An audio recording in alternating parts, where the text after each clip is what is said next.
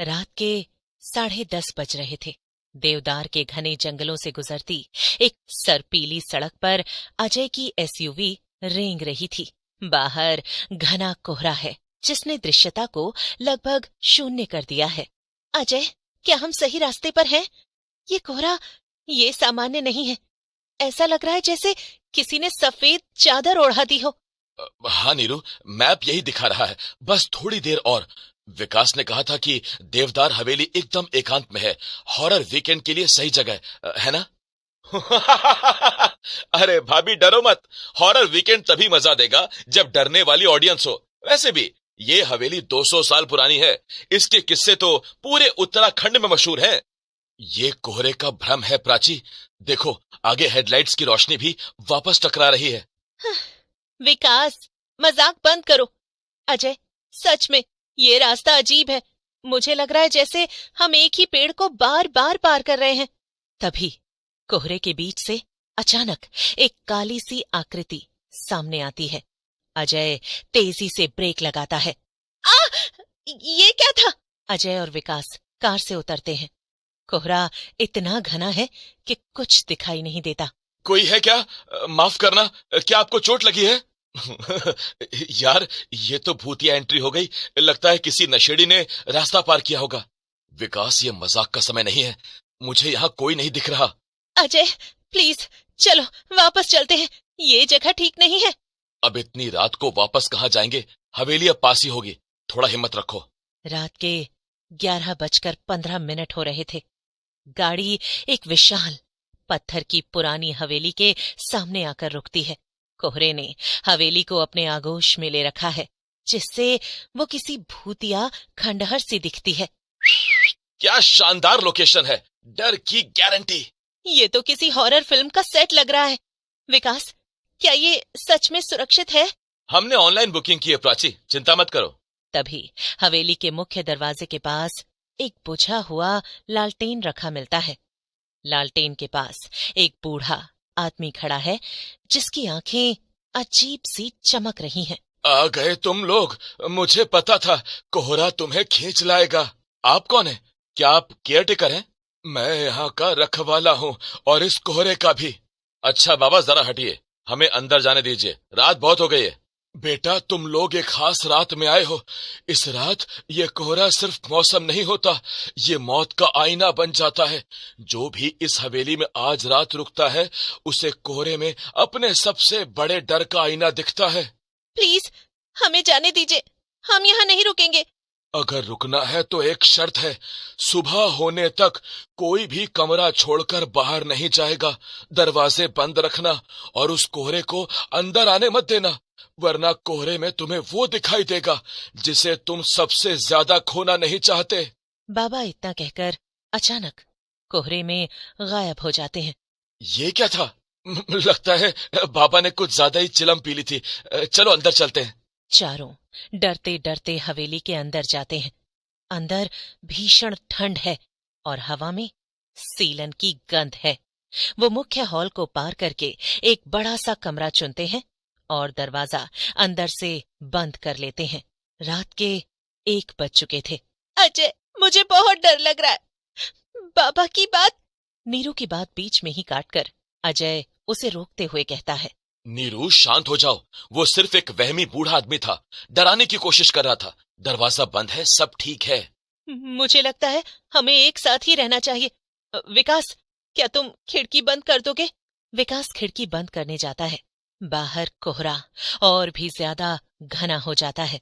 अचानक नीरू की नजर दीवार पर टंगे एक पुराने धूल भरे आईने पर पड़ती है। अजय, आईना देखो। अजय और बाकी सब आईने की तरफ देखते हैं।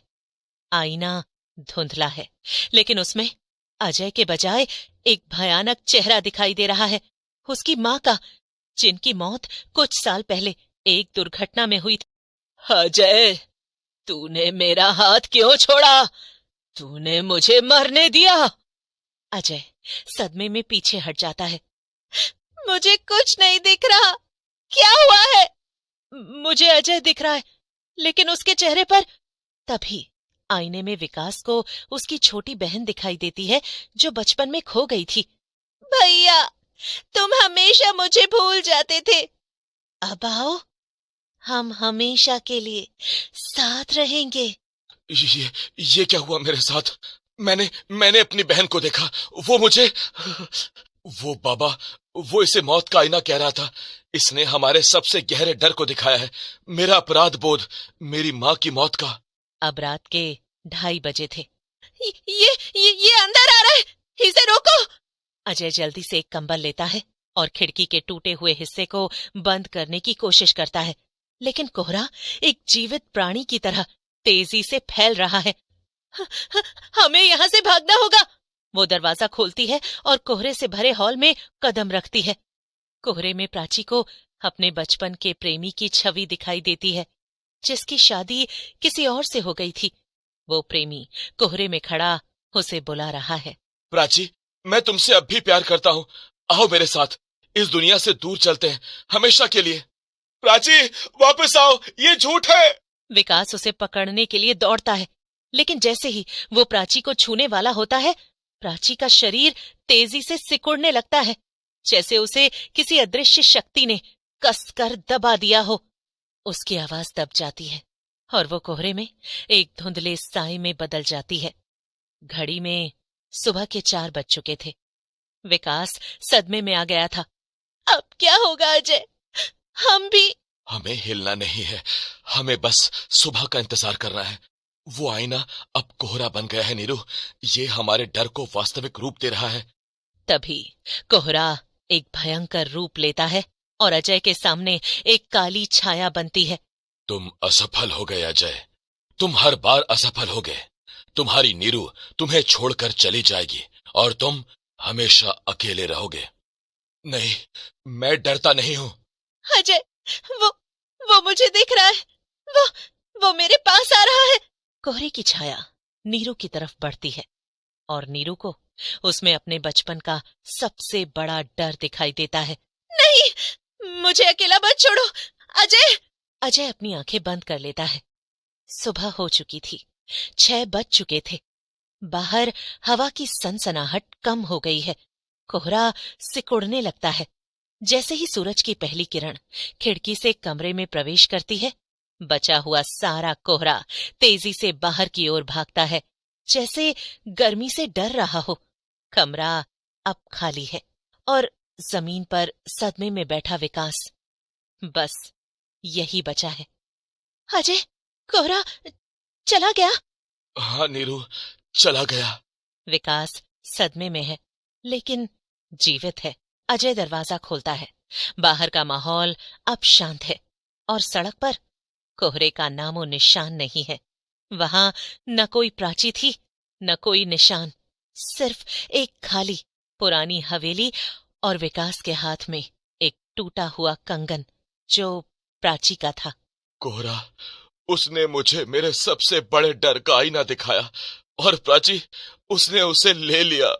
अजय और नीरू जानते थे कि वो जिस चीज से गुजरे हैं वो कोई सपना नहीं था। वो कोहरा, वो हवेली और वो बाबा, सब किसी भयानक सच्चाई का हिस्सा थे। जब वो कार में बैठते हैं और हवेली से दूर जाने लगते हैं, तो अजय को सड़क पर वही बूढ़े बाबा दिखाई देते हैं। अगली बार अपने डर को घर पर छोड़ आना बच्चों, कोहरा फिर आएगा और अपना आईना जरूर लाएगा। अजय बिना रुके गाड़ी तेजी से भगा देता है। वो दोनों जानते थे कि ये एक ऐसी रात थी जिसकी कहानी वो कभी किसी को नहीं बता पाए।